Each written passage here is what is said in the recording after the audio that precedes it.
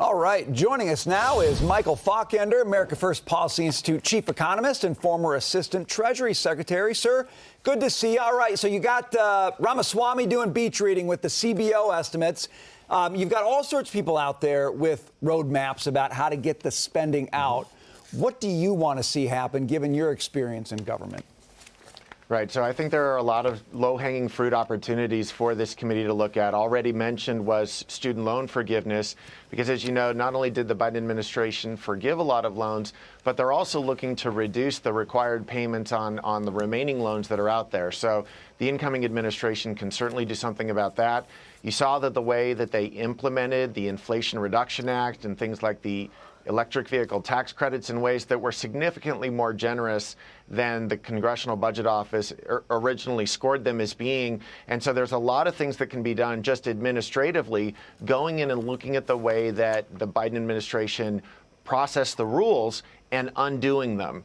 That's on top of a lot of the recommendations that DOJ is going to come up with that would have to go to Congress. You know, that's interesting, too, because, President Biden was in Nantucket yesterday, and he was asked about these new plans coming from President-elect Trump, in particular, the issue of tariffs. Listen to what he said when reporters asked him about what he thinks of the issues and, of course, the tariff proposals. Watch. I hope he rethinks it. I think it's a counterproductive thing to do. Look, one of the things you've heard me say before that we have an unusual situation in America. We're surrounded by the Pacific Ocean, the Atlantic Ocean, and two allies, Mexico and Canada. And the last thing we need to do is begin to screw up those relationships. I think we've got them in a good place. Michael, he went on to say that he believes that things right now with Xi Jinping and China are status quo. But then he also said that Xi, quote, doesn't want to make a mistake. What does that mean?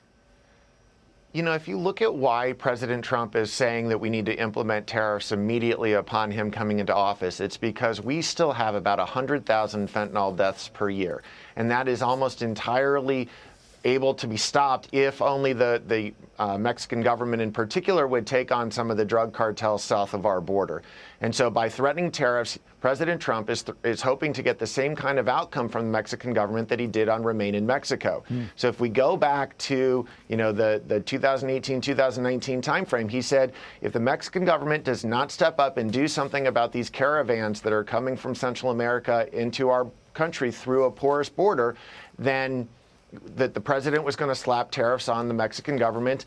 And not surprisingly, they did something about it. They deployed their own troops to the border. And so what President Trump recognizes is that curbing fentanyl deaths, curbing the amount of illegal drugs coming into this country is within the realm of possibility of the Mexican government doing something about it. And if they don't do it, then he's going to impose some penalties on them through tariffs. When it comes to the border, but also really with China, Jamieson Greer as U.S. Trade Representative, does that feel very similar to what we had under Robert Lighthizer under Trump 1.0? It really does, because Jamieson was right by Ambassador Lighthizer's side the entire time.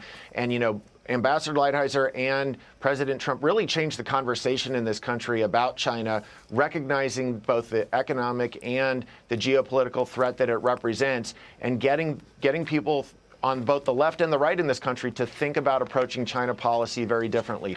You'll notice that the Biden administration kept in place President Trump's tariffs, if not actually increasing them. And so I think a more aggressive and assertive approach towards China to getting at things like forced technology transfers, intellectual property theft, and the fentanyl coming in are going to continue under Jamieson Greer. Right. Michael Faulkender, great stuff. Good to see you today. Thanks for being with us.